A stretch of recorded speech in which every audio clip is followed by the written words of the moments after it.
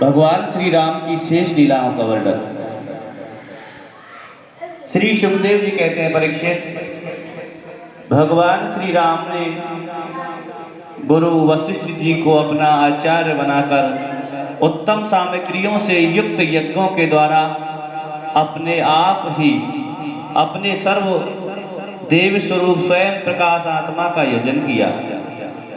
उन्होंने होता को पूर्व दिशा, ब्रह्मा को दक्षिण, अर्धवायु को पश्चिम और उद्गाता को उत्तर दे दी।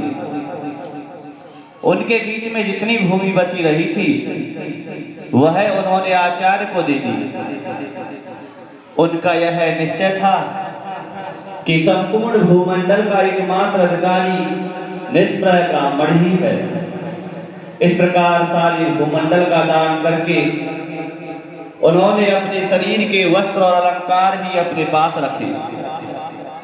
इसी प्रकार महारानी सीता जी के पास भी केवल मांगलिक वस्त्र और आभूषण ही बच रहे थे। जब आचार्य आदि ब्राह्मणों ने देखा कि भगवान श्री राम तो ब्राह्मणों को ही अपना इष्ट देव मानते हैं, उनके हृदय में ब्राह्मणों के प्रति अनंत स्नेह है, तब उनका हृदय प्रेम से द्रवित हो गया। उन्होंने प्रसन्न होकर सारी पृथ्वी भगवान को ही लौटा दी और कहा, प्रभु, आप सब लोगों के एकमात्र स्वामी हैं। आप तो हमारे हृदय के भीतर एक रहकर अपनी ज्योति से अज्ञान अंधकार का नाश कर रहे हैं। ऐसी स्थिति में भला आपने हमें क्या नहीं दे रखा है? आपका ज्ञान अनंत है। पवित्र कीर्ति वाले पुरुषों में आप सर्वश्रेष्ठ हैं।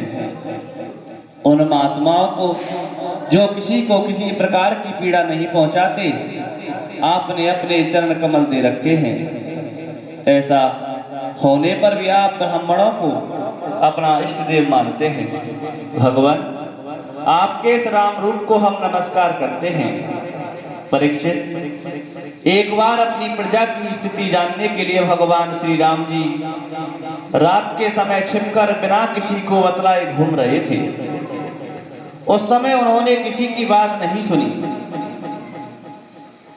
और वह एक घर के पास जाकर देखा कि वहां कोई अपने घर में बात कर रहा है। वह अपनी पत्नी से कह रहा था, अरे तू दुष्ट और उल्टा है, तू पराए घर में रह आई है। स्त्री लोभी राम भले ही सीता को रख ले, परंतु मैं तुझे फिर नहीं रख सकता। सचमुच सब लोगों को प्रसन्न रखना टेढ़ी खीर है, क्योंकि मूर्खों की तो कमी नहीं है। जब भगवान श्री राम ने बहुतों के मुंह से ऐसी बात सुनी तो वे लोकापावाद से कुछ भयभीत से हो गए। उन्होंने श्री सीता जी का परित्याग कर दिया। वे वाल्मीकि मुनि के आश्रम में रहने लगी। सीता जी उस समय गर्भवती थी। समय आने पर उन्होंने एक साथ ही 2 पुत्र उत्पन्न किए। उनके नाम हुए कुश और लव। वाल्मीकि मुनि ने उनके जात कर्म आदि संस्कार किए। लक्ष्मण जी के 2 पुत्र हुए, अंगद और चित्रकेतु।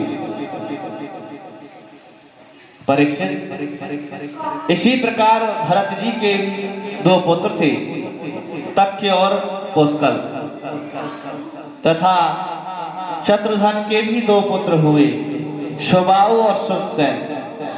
भरत जी ने दिग्विजय में करोड़ों गंधर्वों का संहार किया। उन्होंने उनका सब धन लाकर अपने बड़े भाई भगवान श्री राम की सेवा में निवेदित किया। शत्रुघ्न जी ने मधुवन में मधु के पुत्र लवण नामक राक्षस को मारकर वहां मथुरा नाम की पुरी बसाई। भगवान श्री राम के द्वारा निर्वासित सीता जी ने अपने पुत्रों को वाल्मीकि जी के हाथों में सौंप दिया और भगवान श्री राम के चरण कमलों का ध्यान करती हुई वे पृथ्वी देवी के लोक में चली गई। यह समाचार सुनकर भगवान श्री राम ने अपने शोकावेश को बुद्धि के द्वारा रोकना चाहा, परंतु परम समर्थ होने पर भी वे उसे रोक न सके, क्योंकि उन्हें जानकी जी के पवित्र गुण बार बार स्मरण आया करते थे। परीक्षित, यह स्त्री और पुरुष का संबंध सब कहीं किसी प्रकार का दुख का कारण है। यह बात बड़े बड़े समर्थ लोगों के विषय में ऐसी ही है, फिर ग्रह सात विषय पुरुष के संबंध में तो कहना ही क्या। इसके बाद भगवान श्री राम ने ब्रह्मचर्य धारण करके 13,000 वर्ष तक अखंड रूप से अग्निहोत्र किया। तदंतर अपना स्मरण करने वाले भक्तों के हृदय में अपने उन चरण कमलों को स्थापित करके जो दंड का वन के कांटों में बिंद गए थे, अपने स्वयं प्रकाश परम ज्योतिर्मय धाम में चले गए। परीक्षित, भगवान के समान प्रतापशाली और कोई भी नहीं है, फिर उनसे बढ़कर तो हो ही कैसे सकता है। उन्होंने देवताओं की प्रार्थना से ही यह लीला विग्रह धारण किया था। ऐसी स्थिति में रघुवंश शिरोमणि भगवान श्री राम के लिए कोई बड़े गौरव की बात नहीं है कि उन्होंने अस्त्र शस्त्रों से राक्षसों को मार डाला या समुद्र पर पुल बांध दिया। भला उन्हें शत्रुओं को मारने के लिए बंदरों की सहायता की आवश्यकता क्या थी। यह सब उनकी लीला है। भगवान श्री राम का निर्मल यश समस्त पापों को नष्ट कर देने वाला है। वह इतना फैल गया कि दिग्गजों का श्यामल शरीर भी उसकी उज्ज्वलता से चमक उठता था। आज भी बड़े बड़े ऋषि महर्षि राजाओं की सभा में उसका गान किया करते हैं। स्वर्ग के देवता, पृथ्वी के नरपति अपने कमनीय किरीटों से उनके चरण कमलों की सेवा करते रहते हैं।